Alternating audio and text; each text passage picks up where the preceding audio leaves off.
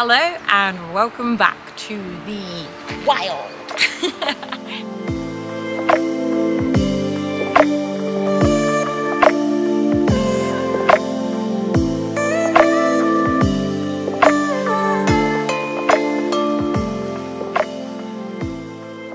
This is my favourite forest and favourite place to be. As you can see, it's absolutely stunning and it's a beautiful day here in Scotland. I've got shorts on and it's warm and it's lovely, so I'm out enjoying it. So today's review or discussion is all about these two cheeky monkeys, which I've named Thing 1 and Thing 2, and these are the Fujifilm 11mm and 16mm macro extension tubes. Here are some shots that I've got with these two guys and it'll give you an idea of what they're about. Okay, here you go. Woo.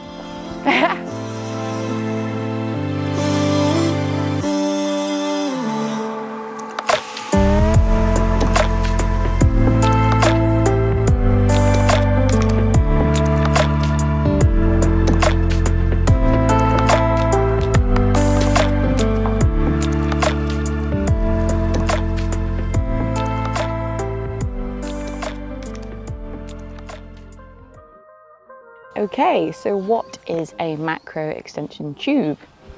Here they are. These are macro extension tubes. As you can see, there's no glass between them.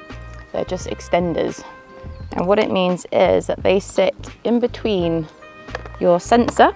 So you fit it on just like a normal lens really. You clip it in place like so, and then you put your lens on top. And then what this does is it creates space between your sensor and the lens, and that space allows for that magnification for macro photography. And the one thing you do have to bear in mind is when you have them clipped onto your camera like this, you cannot use this lens like you normally would, or any lens for that matter. So you have to make sure you remove the extension tube before you continue to use your lens like you normally would. So make sure you take that off and don't forget.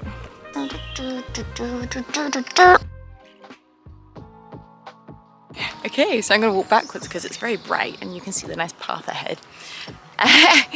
So, we're talking about lens comparison with macro extension tubes and what is compatible, because not every single lens with the macro extension tubes is compatible. That's something to bear in mind.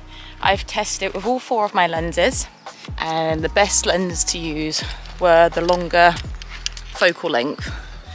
So my 56mm up. The 35 was fine actually, it was good, but the best was the 56. And the telephoto, funny enough, will work, but practicality wise, it might not be the best thing to use. So yeah, but here's the comparison pictures anyway, and it's just to show you the difference.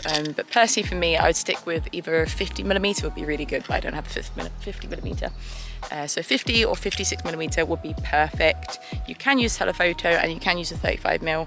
But in terms of the sharpness and quality, the 56mm and I imagine the 50mm would be fantastic.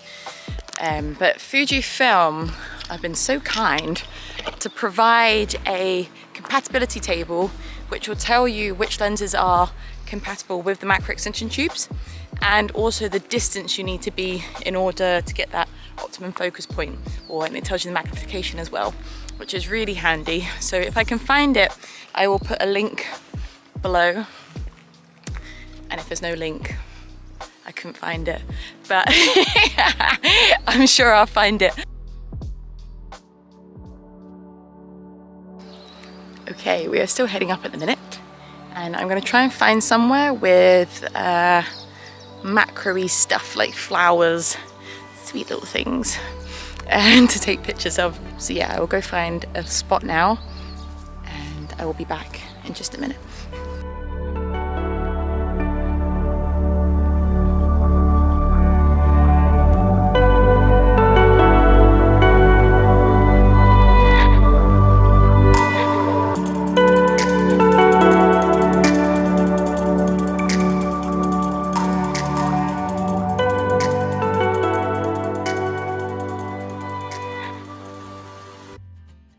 Okay, fun fact for you time. So it's Victoria's Nerd Fun Facts. I love coming to this forest because there's this section that I'm just at now which has tons of frogs and newts in it, and I love newts. If you know anything about me, I find them adorable. and I've just seen some newts, and I'll try and show you. Bear with me. So I don't know if you can see, there's a couple of newts just swimming around over there. And that one at the back, just over here, is a palmate newt. And you can tell it's a male palmate because it has black webbed feet. And there's one just swimming away over there. But I love watching them swim because they look like Godzilla when they swim. So they're pretty cool. There's one swimming now. Can you see them? That one's a female and it's pregnant, the front one. Okay, I've been stood here for about 40 minutes now, so I really should get a move on. I get a bit carried away.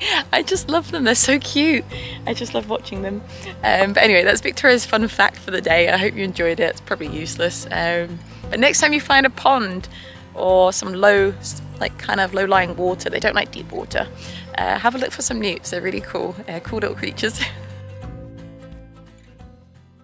Okay, I found a decent setup. Well, I say decent, it's just for example's sake, and it's these flowers just down here. So next thing we want to talk about is aperture. Now I've done a lot of testing with the apertures for the macro extension tubes, and I found a narrower aperture works the best.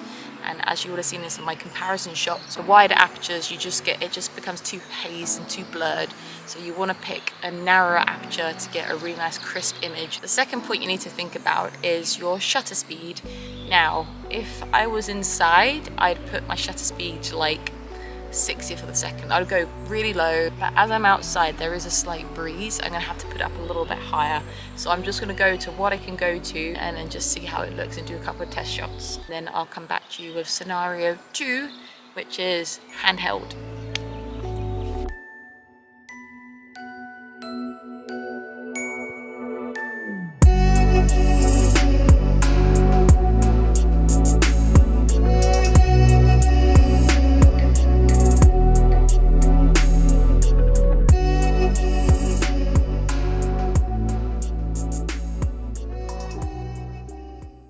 Okay, so I have done some shots with the tripod, but I'll be completely honest, I find it so much of a faff, and I really don't like faffing in my photography. I like to just be able to get on, move to different angles however I want to. So that's my critique of it. I don't like shooting macro with a tripod.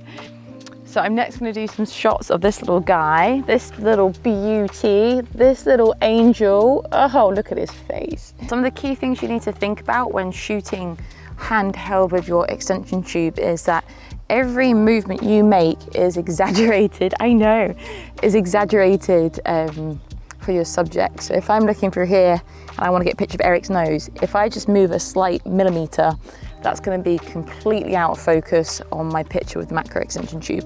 So it's just something to bear in mind. You have to be very steady, very, very steady when shooting handheld with these. So my setup for my macro photography when handheld is a fast shutter speed, which is a must. You want that higher aperture or that narrow aperture, not as narrow as if it was on the tripod, because unfortunately you won't be able to get that. And I'm also going to keep in the light, so I only do this on very bright days. So I'm gonna, where has he gone? Oh, he's there. He's got bored of me already.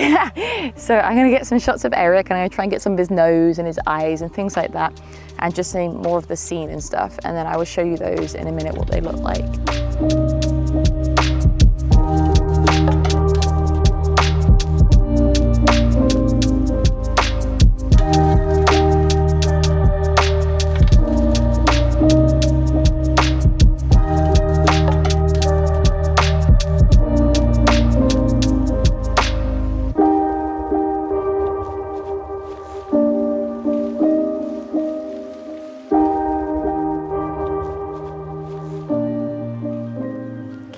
So that would be that. The only downfalls I have for using the macro extension tubes is, as I've discussed, you need that narrow aperture, and sometimes that can make things a bit tricky because you also need to shoot with a lot of light. So it's, yeah, and the focus sometimes can be a bit dodgy, like I said, but that's to do with more movement. And yeah, I mean, they're not a whole computed lens, I guess, so it's just an extension tube, so you've got to bear that in mind. Okay, so that just leaves me to conclude this discussion. So I hope it's helped, and I hope you found it interesting. And I think they're great. I think they're a great bit of kit to have in your camera bag. because if you do fancy a bit of macro photography without forking out £1,000 for a lens, I think they're a great alternative. And it means you, like I say, you don't have to spend a load, and if you don't like it, that's fine. If you don't use them all the time, it's not a problem, because they're only like 70, 80 pounds. So you can leave them in your bag, and when you feel like doing something, you can, and you don't necessarily have to worry. In terms of which extension tube I prefer to use, for me personally, I prefer the 11mm because I like to get a bit more background in my picture as well. The 16mm was fantastic, but it just was a bit too cropped in for my style. So I think when choosing which extension tube, it is all personal preference. But I'd highly recommend just getting both, because actually there might be times where you prefer one than the other. Yeah, so on that note, I shall get going. And if there's anything else you would like me to discuss, review or talk about or whatever, let me know. I'm always open for suggestions, and I always like talking about photography. I really enjoy it, so why not? Have a good evening wherever you are. It's really nice to see that's a lot of my subscribers I think have mentioned in Austria, Germany, Australia. So there's been a big mixture of everyone everywhere, and oh, and Greece, that was another one. Yeah, it's really cool. It's nice to see that like there's people all over the world watching these, so thank you for that. I find that really cool, and it's really lovely to know. And just, yeah, thank you for your support, thank you for watching, and stay awesome, stay you, stay wild, stay free, and yeah, goodbye for now. Bye.